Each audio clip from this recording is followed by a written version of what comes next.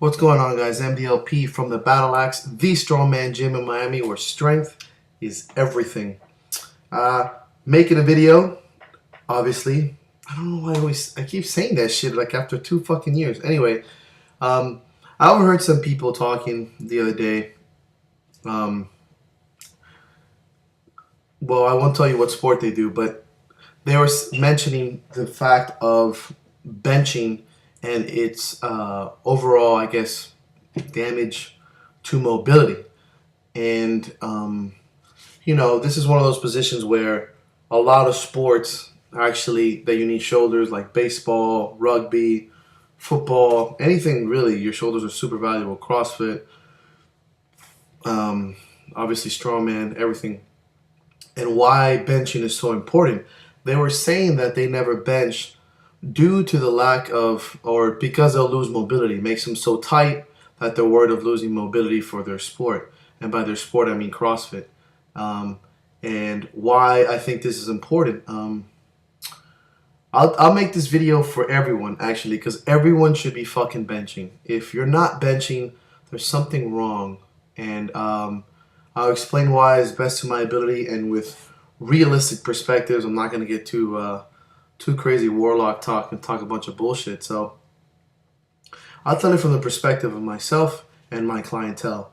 I've trained CrossFitters for well over a year now, and there has been no report of a loss of mobility at all. Even people who took about a month to even up to 8 months from just heavy wadding and crossfitting, and there has been no report of mobility. Why is this? It's not that you bench, it's how you bench.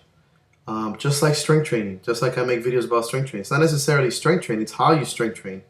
So if you're trying to do high volume, 4 sets of 8, 3 sets of 15, and you're looking for hypertrophy and more of a bodybuilding workout, then yes, absolutely.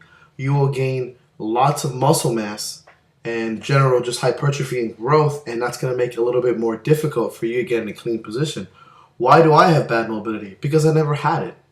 I never trained mobility. The only time I had some mobility was when I was a fighter and I was 185 and I had little baby arms and I could just pretty much, touch my shoulder backwards. It doesn't matter. But that's my fault. That's my lack of training. I never did anything that really required mobility. And I'm finding it now to be one of my biggest things and stuff to work on. But that's me personally, because I don't train mobility. If you're a CrossFitter or a general, athlete in general, you should try to have mobility. When it comes to powerlifting, you don't necessarily need to have that front squat, that front rack mobility. Would it be better? Sure. But it takes such a toll on the wrist and the body and so much work, you don't really need it as a powerlifter. And as a bodybuilder, you don't really need it either. So what I'm trying to explain to you is don't negate your bench. I still train CrossFitters and they bench pretty much 2 weeks out of the month. Some for speed, some with chains, some with blocks, some for 8 reps, some for 5 reps. It depends on what you're going for. We do those kind of repetitions on a lower percentage so you get good blood flow, good strength endurance training. Obviously, sets of 5 is great for overall strength. We go for doubles, and depending on how far they are from competition, we go for heavy singles sometimes. So, guys, if you want to get a better overhead press, if you want to do better at push-ups, if you want to be a more powerful athlete, a more handsome athlete, then I recommend you guys bench. Look into benching programs from somebody like a powerlifter, Westside 531, etc. Look at the guys at Elite FTS. Different shit that's going to make you a better athlete in general. It doesn't mean that you have to become this huge powerhouse. You wish it was easy getting big. It's if you stop training mobility in general, which if you're doing something like CrossFit or football or rugby, you're not. You stretch every day. You have to work on your wrists, your shoulders. You have to be warmed up. You do a lot of body weight movement. You do a lot of just general athleticism. You're not going to lose the mobility if you train correctly. So don't negate something that's going to help you become a better athlete. The way my overhead press got better is by benching. How did my benching get better? By overhead pressing. General strength, general mass around the shoulders, pecs, etc. More room for tattoos, duh. But in all seriousness, if you're not benching, look into benching differently. Do you have to bench every week? Do you have to bench twice a week? Do you have to go for massive, just crazy weight? No, absolutely not, man.